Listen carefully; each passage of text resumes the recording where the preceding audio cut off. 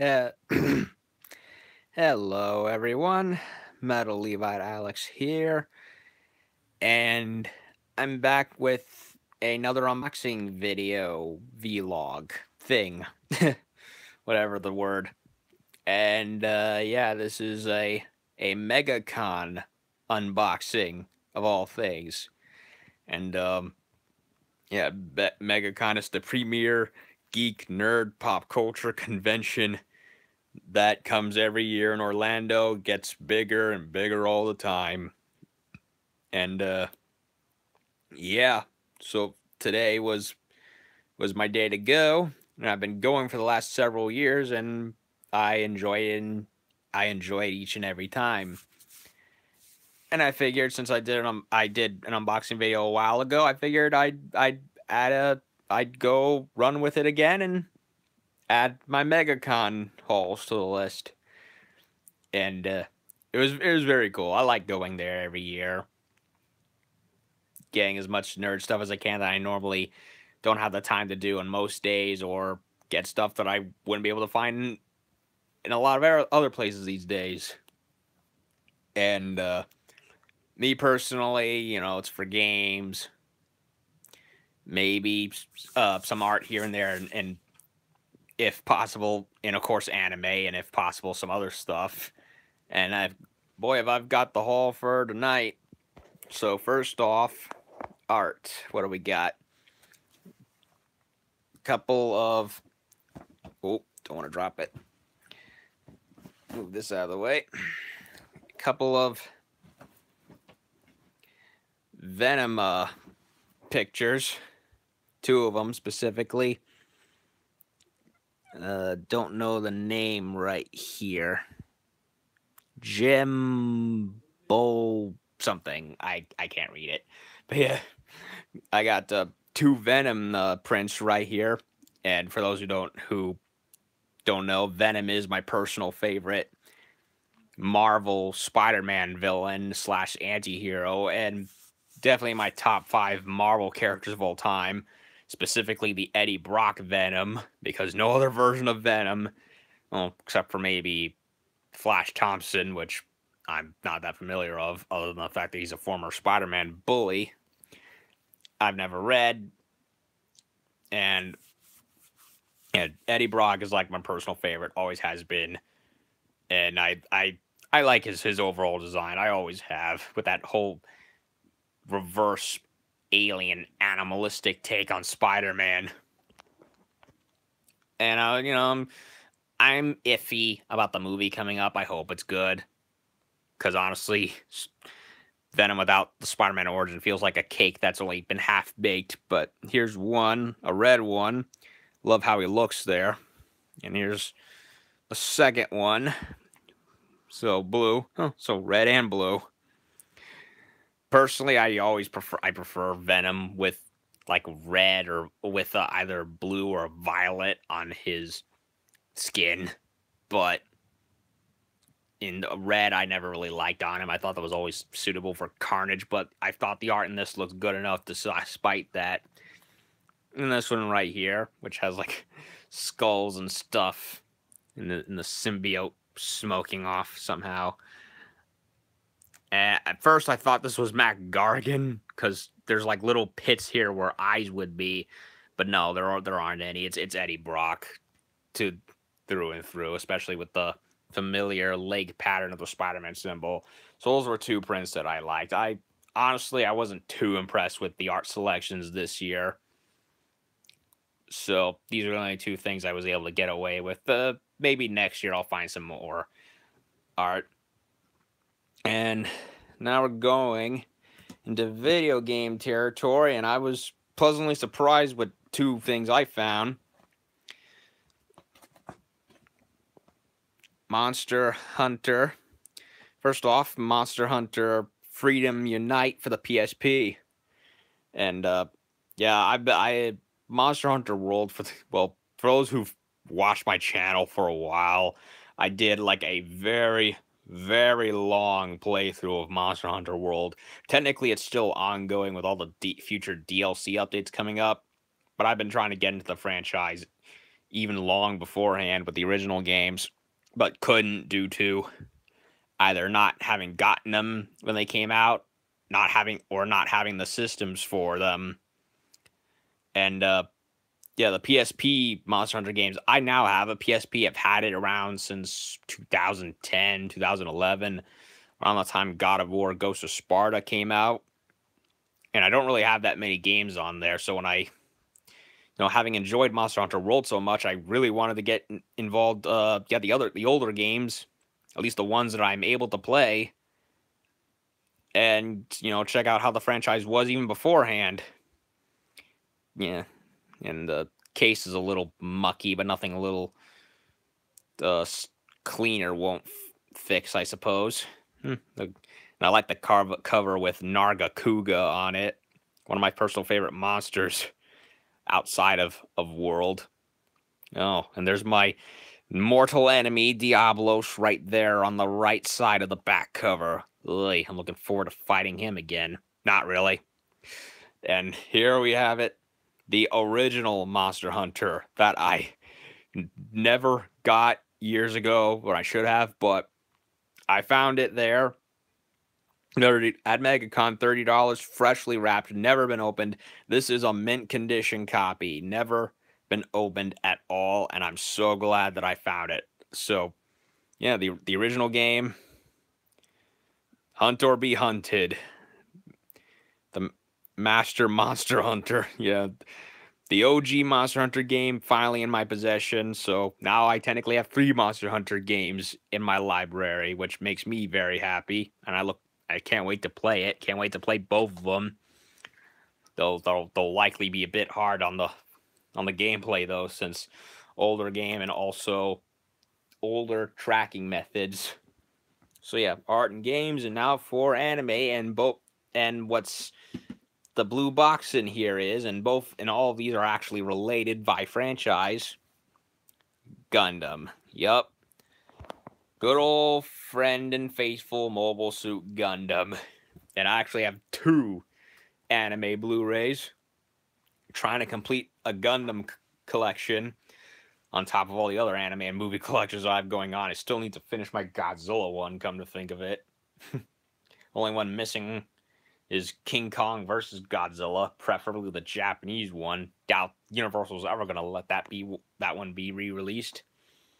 And first up is Gundam: The Origin Chronicle of Char and Sayla, which, from what I'm looking at, well, first off, it's based on the Gundam: The Origin manga, which I highly recommend to anyone who's not only a manga and anime fan, but also a Gundam fan, as Origin completely retells the original Mobile Suit Gundam anime, but updates it immaculately. The artwork is close to the design of the old anime, but a lot better and more detailed, and the story's also been redone in a way that honestly makes the original anime, if anything, improves upon the original anime fantastically. And from what I looked at, this seems to be basically an adaptation of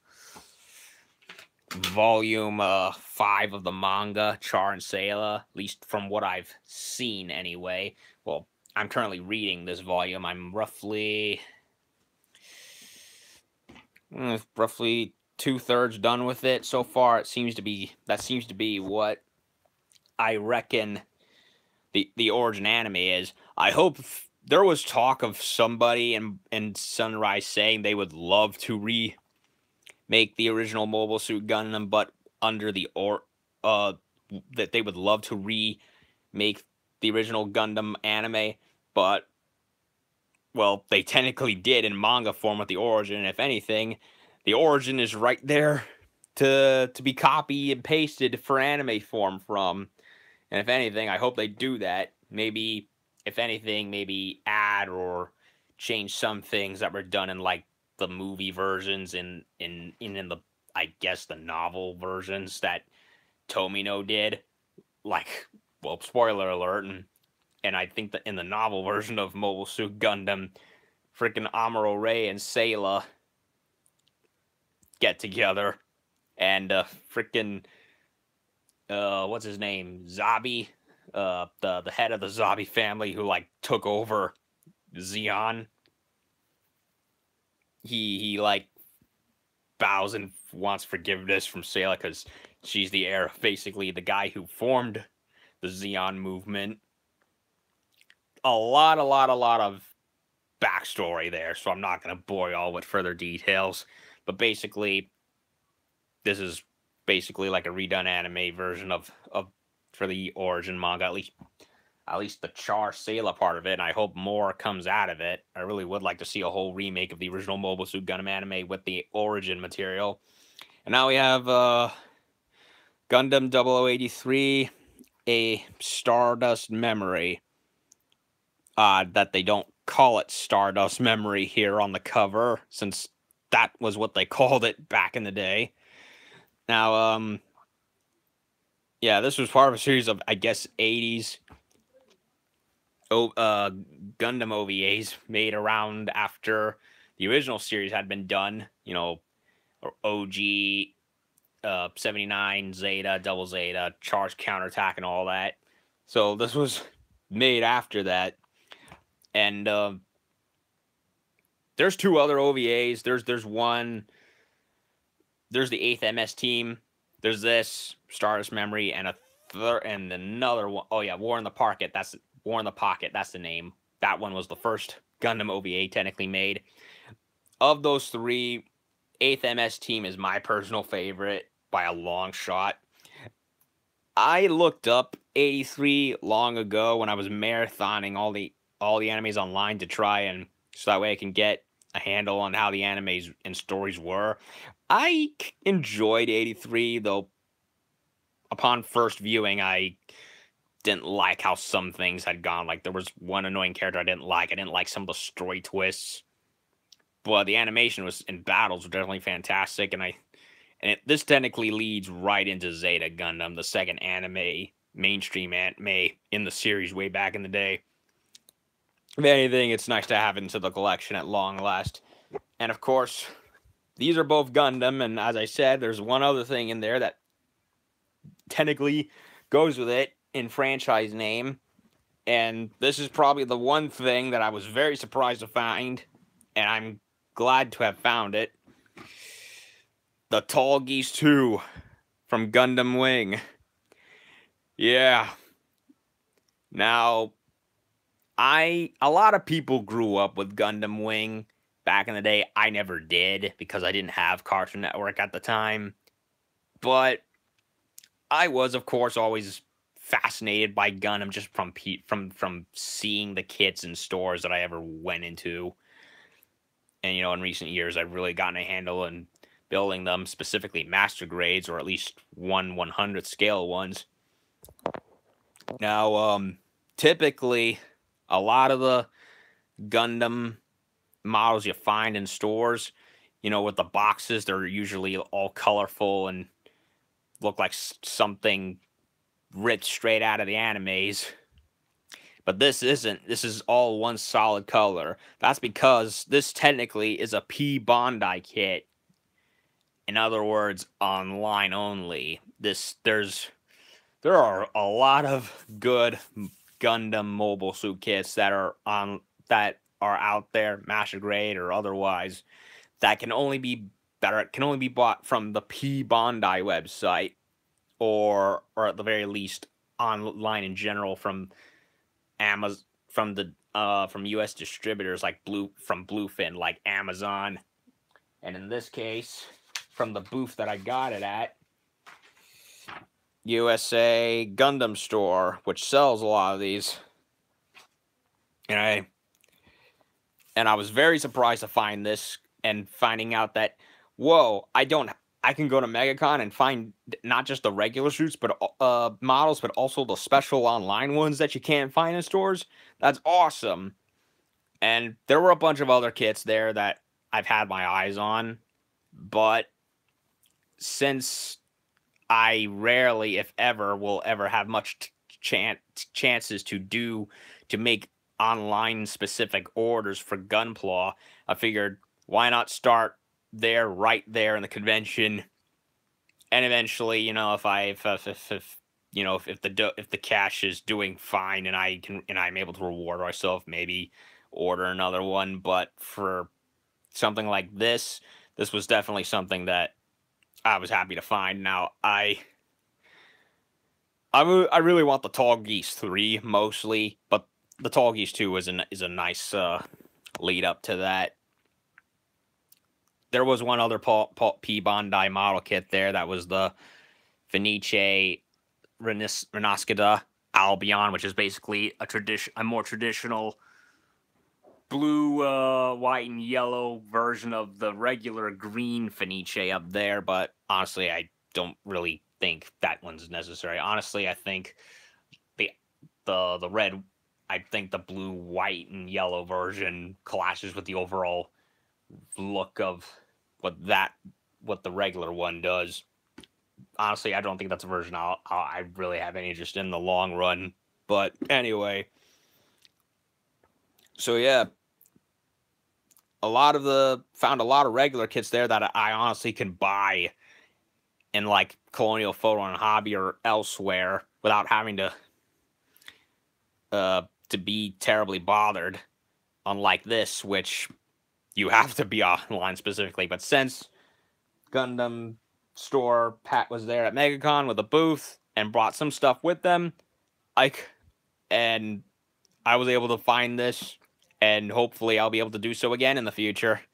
So yeah, it's basically, this is actually kind of a weird kit, box, honestly. Like, it only shows like only the 2 side pictures and the name. I'm not a big fan of the P. Bondi boxes because, well, there's no color. It's just one color. Well, there is color, but it's just one palette, one just blue.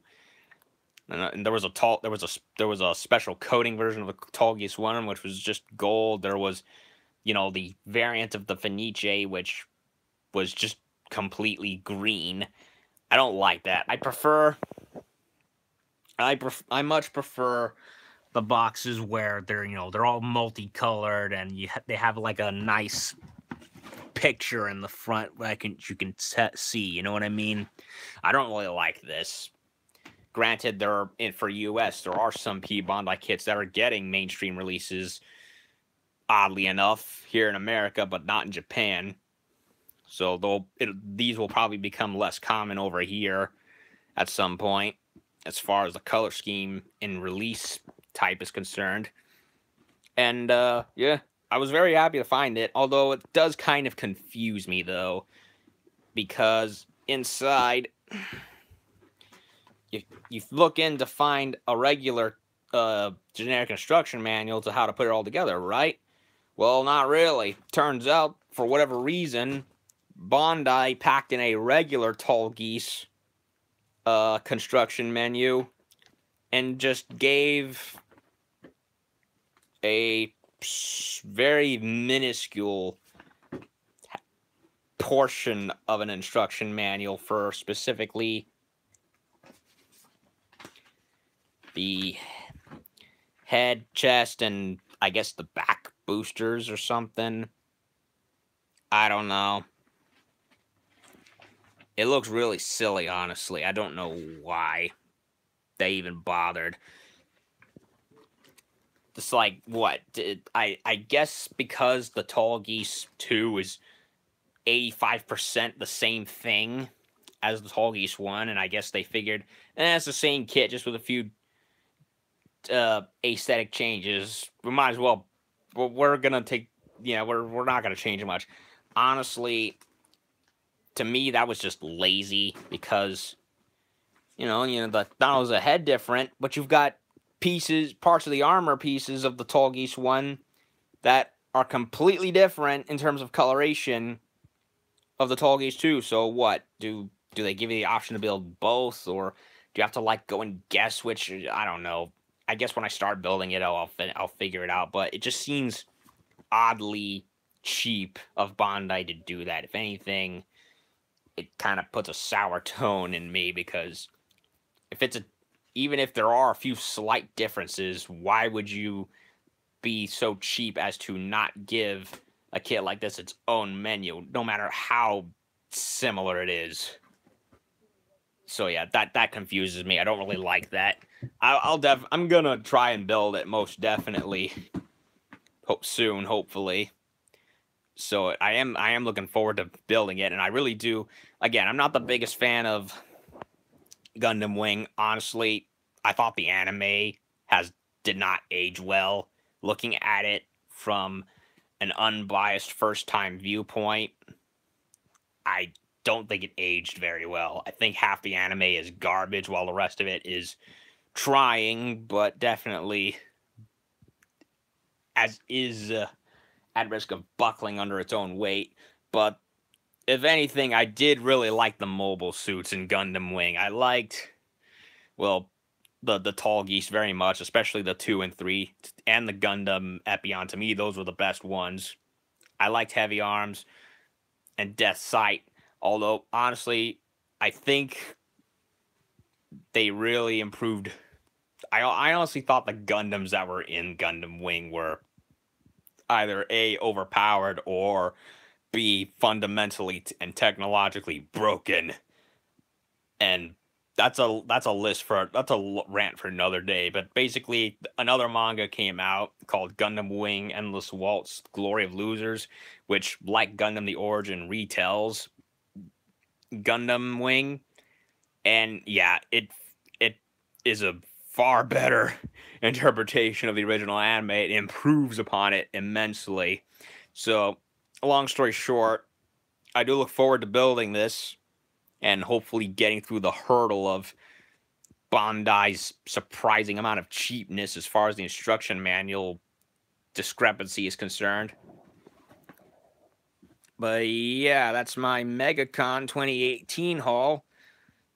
A lot of things I cut amount of stuff that I pretty much hit what I wanted. I was hoping to get at least a comic book or two, especially since I was given a Coliseum of Comics Kessel Run map that had a MegaCon on there to get a gift card with, but they only went for a small stand today. So I'll likely do like a post MegaCon comic book spree or whatever in one of the stores in Orlando sometime this week before the 31st, to see if I can take advantage of that little stamp and gift card earn thing. So not everything. So yeah, I didn't hit the mark on what I wanted, but at the same time, I got plenty of stuff that I was pretty pleased with. The Venom, Gundam anime, because more of that to fit the collection, please. I really wanted to find more Monster Hunter games, and thankfully I found two, especially this one. And of course I was out to find another model, another Gunpla kit, but much to my surprise found one that was P Bandai, and I hope to find more eventually, because there's a lot of P Bandais out there that honestly should have been regular releases in stores.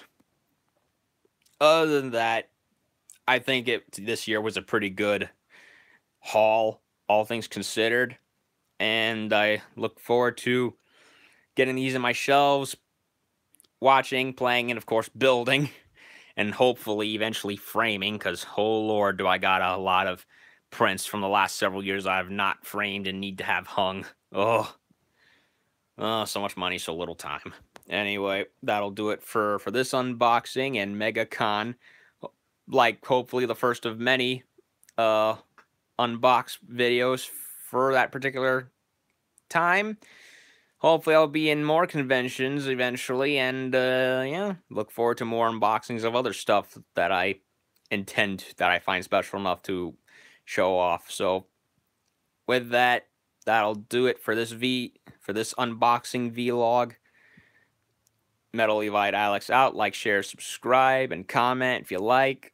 And I'll be back later with more eventually soon. Peace out. Have a good night.